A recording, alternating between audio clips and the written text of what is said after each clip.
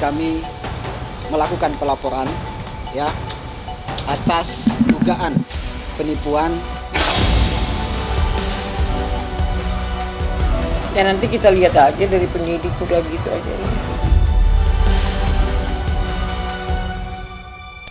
Kita menduga ya, siapa tahu ada skenario yang memang menjatuhkan klien kami.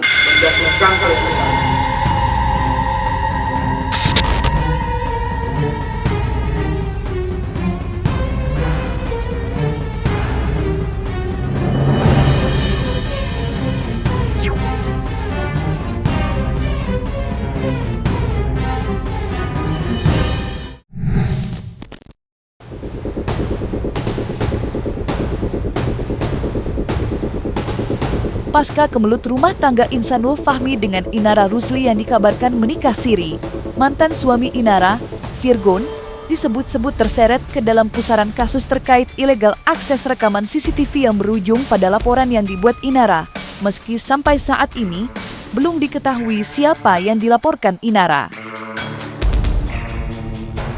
Menanggapi polemik tersebut, vokalis grup band Last Child itu mengunggah sebuah postingan yang seperti ditunjukkan untuk Inara agar bersikap dewasa supaya bisa menjadi contoh untuk ketiga anaknya, buah pernikahannya dahulu dengan Virgon. Kalau anak kejedot meja atau kesandung sesuatu, jangan pernah menyalahkan meja atau benda yang buat mereka tersandung, hanya agar tangisan mereka terhenti, tulis Virgon yang menuai beragam komentar dari netizen. Terlepas dari sindiran Virgon, Inara baru saja melaporkan Insan dengan tuduhan penipuan ke Polda Metro Jaya. Langkah hukum akhirnya ditempuh Inara usai mengaku jika dirinya dibohongi Insan demi dapat menikahinya secara siri. Lantas, seperti apa hasil laporan Inara terhadap seseorang yang diduga kuat suaminya sendiri, Insanul Fahmi, yang sudah menikahinya secara siri? Hari ini kami melakukan pelaporan ya atas dugaan penipuan yang dialami oleh klien kami, di mana ini kami menduga inisial IF ya, karena di situ ada tipu muslihat yang kami temukan dan kami tadi sudah melampirkan bukti-bukti yang ada. Semoga ini bisa ada titik terang dan tidak ada lagi persoalan-persoalan yang membawa kegaduhan. Terima kasih. Aku minta maaf sama keluarga Inara. Maaf udah ngelibatin di kehidupan aku yang rumit.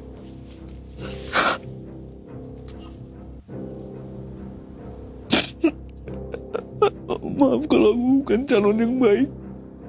Kita menduga ya, siapa tahu ada skenario yang memang menjatuhkan klien kami untuk membawa si Insan ini berkenalan dengan klien kami.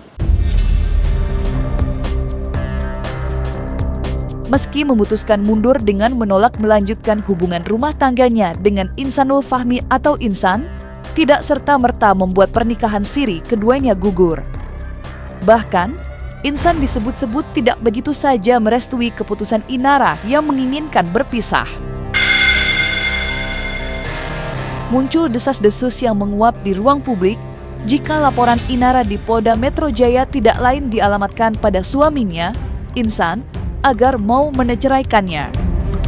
Kecurigaan itu muncul usai Inara mendapat sorotan tajam bahkan tekanan dari publik sebagai pelakor alias perusak rumah tangga orang.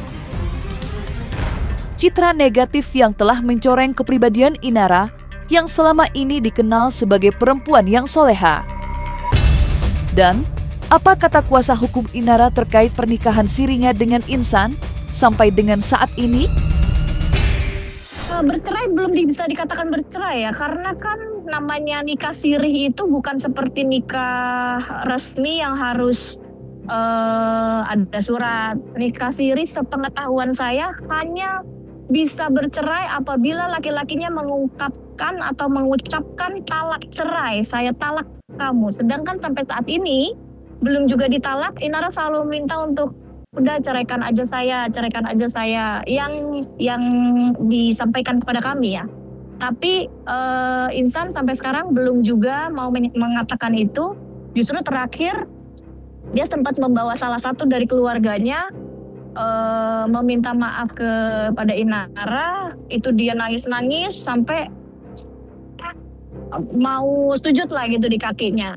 Klien kami disampaikan bahwa saudara Insan waktu itu dia menyampaikan statusnya single ya. Jadi saudara Insan itu menyampaikan klien kami berstatus single. Terus klien kami juga melihat dari Instagram bahwa tidak ada profil dengan istrinya. Nah, pada saat itu tentulah klien kami terpukul ya, sudah nikah secara siri, tetapi kenyataannya bahwa suaminya yang mengaku single itu masih memiliki istri, ya, dimana istrinya DM. Ya. Sebelum membuat laporan ke Polda Metro Jaya, Inara Rusli sudah terlebih dahulu membuat laporan ke Bareskrim Polri dengan tuduhan ilegal akses. Nama Virgon sontak saja ramai menjadi perbincangan usai disebut-sebut sebagai orang yang dilaporkan Inara. Ya, polemik rekaman CCTV belakangan ini cukup menyita perhatian publik.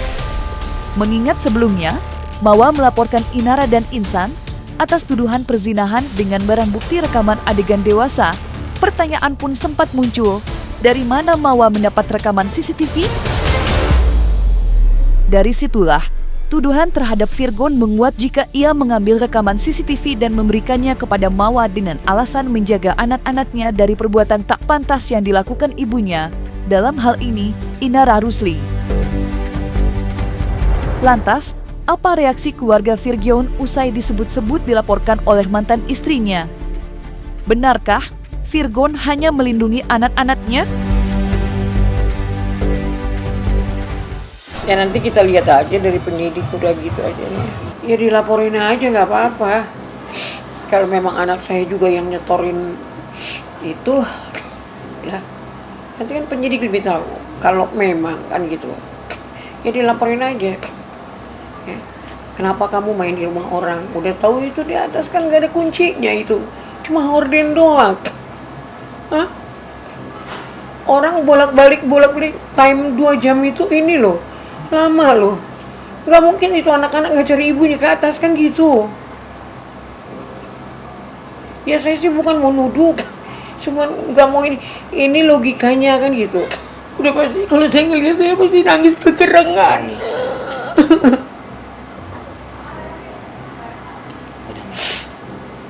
Bukan saya mau menuduh, tetapi kalau betul kamu berbuat hal seperti itu, bertanggungjawabkan. Pasti ini diviralkan gitu. Ini pasti diviralkan nih, kamu chat begini, nanti seolah-olah jadi bahan lah. Karena kan di chat di situ kan, mohon maaf ya, yang saya baca keadaan faktanya. Kejadian ini rumah tangga sebelah udah sering kali terjadi gitu. Saya tidak melihat CCTV ada yang saya jadikan barang bukti ya. Saya tidak melihat CCTV itu ada gitu. Jadi sejauh ini klien kami menyampaikan masih sampai di CCTV yang ada di dalam rumah, di dalam ruangan, ngobrol saja, itu yang kita jadikan barang bukti. Sejauh ini kalau dibilang perzinahan, belum bisa dikatakan perzinahan karena saya sendiri belum melihat CCTV ada gitu loh. Buktinya ada CCTV terkait hubungan mereka.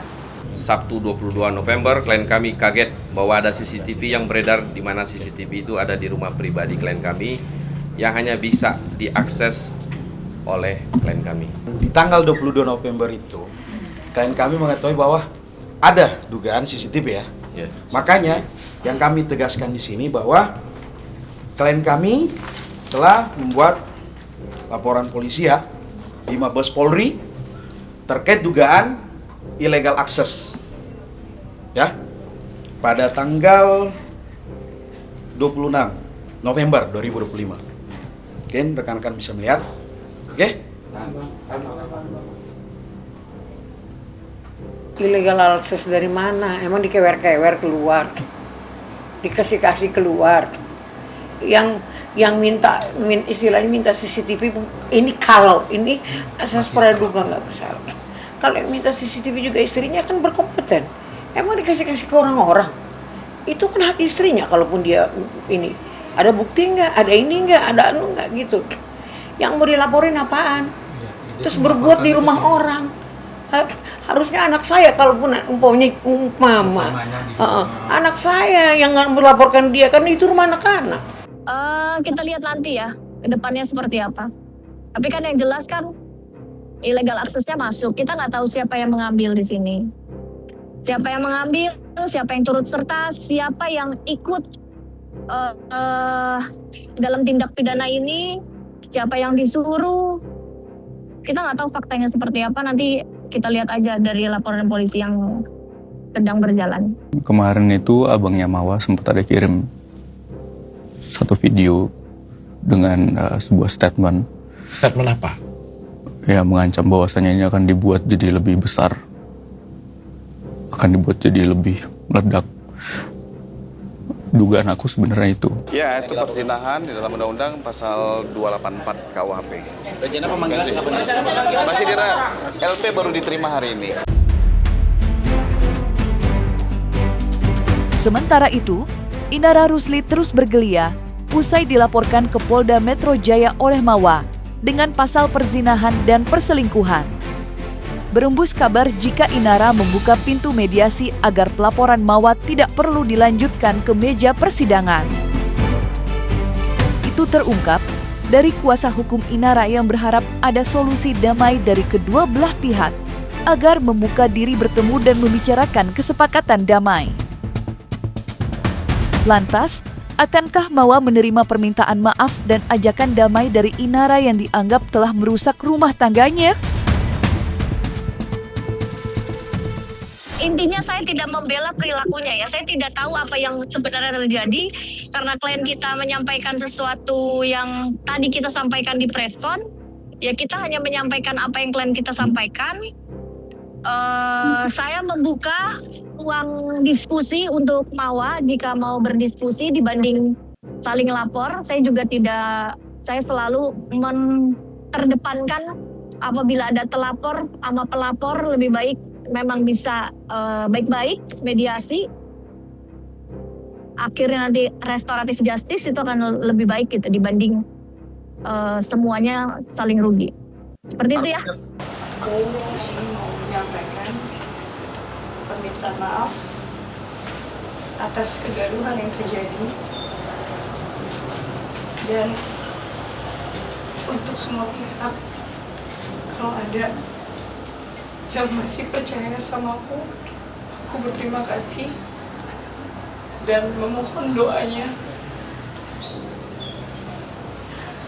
Cukuplah Allah yang jadi sebaik-baik saksi bagi amalan kita.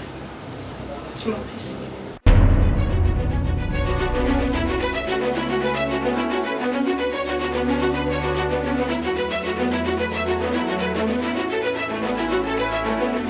Nah, selesai sudah Cumi Lovers. Jangan lupa untuk like, subscribe, dan juga share channel YouTube Cumi Cumi.